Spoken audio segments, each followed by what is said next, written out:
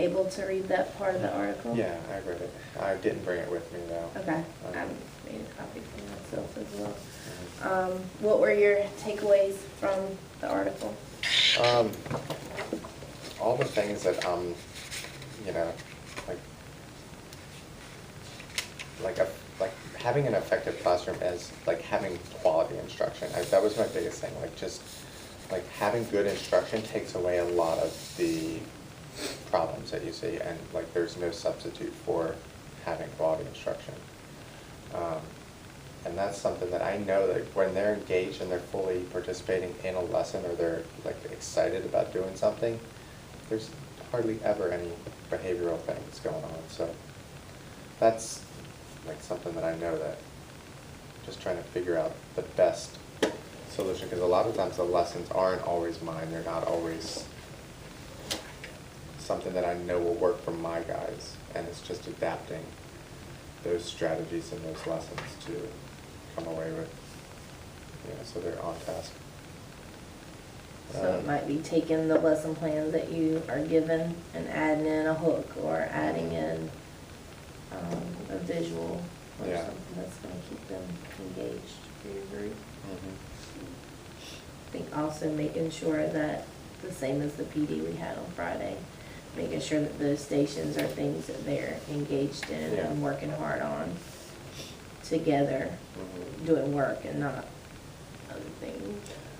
The other thing too, a question I have is, because a lot of times, like 3 out of the 4 students in a station will be on task, and there'll just be one that's off task. And I'm trying to really get them to hone in on making sure their entire group stays on task. With Jamari at the computers this morning, was trying to have conversations with some people in the library. Sayer was getting out of his seat to go have conversations with people on the carpet. And I redirected the groups by saying, they're part of your group, and they're off task. So your entire group is off task. So you guys need to work to keep that under control. Is that correct? Or do I, at some point, because eventually like everyone else in the group was on task. And eventually I wound up having to tell Jamar, close your computer, go have a seat at your desk. Okay, good. Get a book out. I think that group accountability can help flip the culture of your classroom, but you also need that individual accountability going on. So it's okay within a specific group if one person is off task to target that one person rather than shutting the whole group down? Absolutely. Okay. Because what you're going to see is the other 3 people sit up a little straighter and do what they're supposed to. Yeah. I would actually recommend it. If you're able to pinpoint one person. And I think that can be part of like station expectations as well. If your expectation is that you are in that particular spot and that you're using a whisper voice or whatever voice that you tell them to use as a quiet voice, and you have a job to do, then those are 3 things I expect to see you doing in those stations. If you're not doing those 3 things, then you need to come out of stations, which I think will be very effective for some of your kids, because they're feeding off that social dynamic. So when they have to come out of that group and work independently, that is on that consequence hierarchy that we were talking about. I would say the same goes for not being in your spot. If you're in this station, you should not be talking to someone in a different station. These people in this station are the only people that you should be talking to. So when Kuzari or Jamari or Sayer are out of their spot and in a different place or trying to talk to different people, there's no good reason for them to be doing that. Yeah. The hard, I'm trying to figure out the best solution for this, because we have to read the room. So we put questions around the room, and they have to circulate the room. So what I'm seeing is they'll circulate and they'll like walk slowly by a station and have a conversation or 2 with somebody, and then get to where they're going. So as I'm working at a table, I'm also like trying to scan the room and be cognizant that, are they legitimately answering their questions, or are they spending more time trying to talk to their friends and work? I think you can do two things for that. One, when you explain that station or revisit that station, make it clear that the only person that you should be talking to in that station are people working on that same job as you, and that they will not earn the opportunity to walk around this classroom. If they should, they're going to distract others from their job. And then a possible backup plan is that have those same questions that are posted around the room that allow them that freedom to walk on a single piece of paper in a spot that's away from others. And so then you can say, I see that you're talking to friends that are not working on the same job as you. You're distracting them, and I need for you to come work over here. Like, you've lost the opportunity to read the room that way. So they're still getting their work done. You're still working on the same job. You've just lost the opportunity to move freely and to talk to your friends about it. Yeah, that would work, because I do have 2 copies of the questions usually. Keeping a copy or making an extra one before you cut up the ones that are around the room. Because it's reinforcing this work is important. You're going to get it done, but you don't have to get it done in that method. You can get it done in a different way. That's not quite as fun. If you're showing me that I can't trust you to walk around the room and do it the way that is designed for you. Yeah, that would work. Yeah, that was the big thing, is just short of sending them back to their seats with a book and just completely missing out on the station, because I want them to grow in. A lot of them, I get a few in here that'll just quickly try to get through an answer just as fast as they can, and they don't use complete sentences, and they'll just jot down a person's name that answers the question, and it's just like a single 1 or 2 word answer. And we're really pushing, I'm trying to push them on, that's not cutting it. Like, we need to be using complete sentences, which means you're taking part of the question and restating it. Right. So that I can pick your paper up and I know what the question was just by reading your answer. So that's the conversation that I have with them, because I don't want them to just go back to their seats and lose the practice of writing complete sentences and answering questions in a way that restates the question. Yeah, I mean, I think a push for excellent work will help you as well, because when they're doing halfway or half answers, they're finishing early, which gives them that time to do other things versus like, this is what excellence looks like on this particular activity. It should take you 20 minutes to do this activity, to do it well. Like, if you're finishing it in 5, then you're probably not doing it well. If you have time to walk around and talk to your friends, then you're not doing it well. And then the other thing that I'm doing also, and it's been better because Amber's been giving us more questions for those, so it's taking longer for them to get through it. But even if they are finishing, because that used to be one of the stations that they would just roll right through quickly. So now it's like, go back, you're double checking that you have complete sentences, and then if you're completely done and someone else in your group is completely done, you're trading papers with them, and you're checking for the COPS, the capitalization, organization, punctuation, and spelling. Right. Holding each other accountable. You're still working on that job. You don't have time to do anything else. What else did you take away from that chapter of the article? I think just the fact that my direction giving is not where I think it needs to be.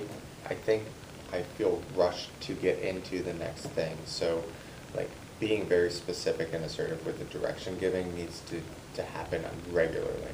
And that needs to be part of the normal routine, even if it takes longer for them to get into their work because of it. That is something that I know that I need to get better at, and just making sure that it's clear so that they can, have the explicit directions so that they know exactly what the expectations are, because I know that I feel rushed on occasion to get them into what they need to be doing. So I rush the directions, and then it just kind of falls apart from there because they're not really clear, so they find ways to make up the difference of lack of knowledge, and then I find having to re-give directions during things that I'm doing, like if with a small group, I'm having to redirect So that's something that I know is on me. I need to, I did that today and it worked a lot better. I had introduced a completely new assignment to them with the reindeer writing assignment, and really took my time, made sure they understood it well before they went into to the work, and it really seemed to make a difference, so. Now, is that something that you're thinking of what you want those directions to sound like, or scripting them out before? Just thinking them through completely before I give them. I'm not Before you do it. scripting them, but. Yeah, because they do need to be clear, but also thinking through, like, what does this look like when they're sitting on the carpet, and making sure that you are including those elements, and also making sure that it's concise. Because even when I gave it, you saw that if they're sitting there for a really long time, then that's Yeah. leaving that window open for Yeah, them to then get they're with finding it. their own ways to entertain themselves. So the more that you can think about exactly the way that you want that new thing to look, and have that in your head, scripted out before you talk to them, the more effective that's going to be as well. What did you think about the 10 to 20 second rule? Did you notice that part? The blackened part? What is Well, about trying to make sure that you correct behaviors. I know that we talked yesterday about waiting for 100%, and then like the counterbalance of that would be the 10 to 20 second rule. Making sure that within the 10 to 20 seconds of giving directions, that you start calling attention to the ones who are not following them. I almost think that I don't give them enough time sometimes. Like 10 to 20 seconds is a long time in my mind. And sometimes if I give a direction and they're not right on it, like I'm on them. And I think that can build a little bit of frustration on their part. I noticed that, I was thinking about that yesterday, because I'll jump right on them if they're, I'm like, voices off, and then it's, it's not like, maybe not voices, maybe that's a bad example, but like pencil down and, your materials are on your desk and your eyes are tracking me. Like, it takes a moment for them to put their pencil down, make sure their things are together, and then tracking. 10 to 20 seconds is completely reasonable, and it almost seems like it's a bit much, but I don't think it should take longer than 20 seconds by any stretch of the imagination. No, and it should be enough time that you're saying, your pencil, in the video I hear you do a countdown, so we'll look at that in a second, but like the time that you give them, giving them 5 or 10 seconds, whatever you count backwards from, to get them to do it.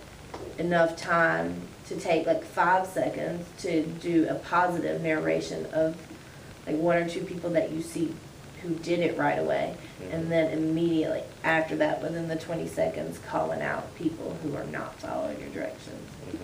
Because I think that this paragraph really speaks to some of the kids in your classroom. Like, if you wait any longer, as the seconds progress, so will the number of students who will join the off-task classmates. Yeah. So I think they watch each other and they're thinking, oh, they're getting away with this. Let me try that too. Let me try that too. So that instead of quickly correcting 1 or 2 people, you've now got a pack of, like that paragraph kind of. Yeah, that word, the pack, I was like, oh, yeah, I've seen that. Speaks to your classroom. So making sure that you give them a countdown, you give a positive of 1 or 2 kids that are doing the right thing, but then immediately calling out the ones who aren't, so they see that you're on top of not letting them get away with, you're holding them to what you asked them to do.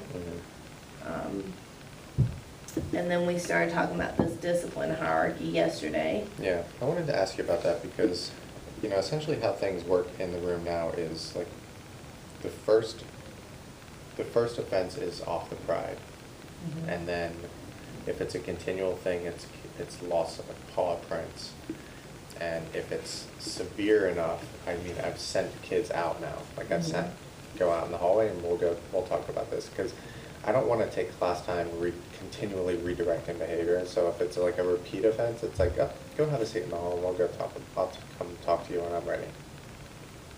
And so, I mean, that's kind of how things have been unfolding in the classroom right now as far as like discipline. And I'm open to suggestions too. I think, you know, being on top of corrective behavior from the onset will help eliminate the need to kind of use those, you know, higher discipline strategies. But I would say, especially in that 10 to 20 seconds, they get a warning, like a verbal, that's what happens in that time, a verbal warning that states what you want them to do. Please put your folder away. You know, your time is up, put your folder away. After that, if they move off the pride, they need to know that it's connected to paw prints. Because you do have children that are still motivated by that parent communication piece. They need to know it's being communicated, and the parents need to know what their children are doing.